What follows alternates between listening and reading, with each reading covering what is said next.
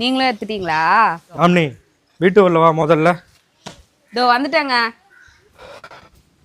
என்னங்க ஏதோ அவசரமா கூப்பிட்ட மாதிரி இருந்துச்சு, என்ன ஆச்சு?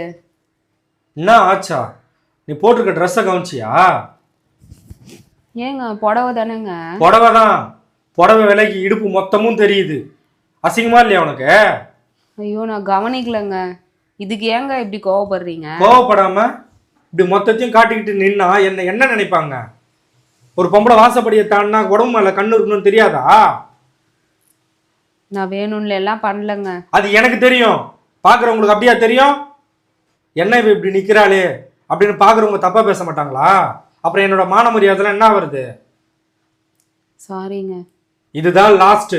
இன்னொரு தடவை இப்படி பார்த்தேன் அவ்வளவுதான் சொல்லிட்டேன் உனக்கு. ஒழுங்கா இருக்க பாரு.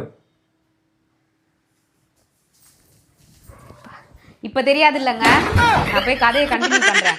அக்கா இதோ வரேன்.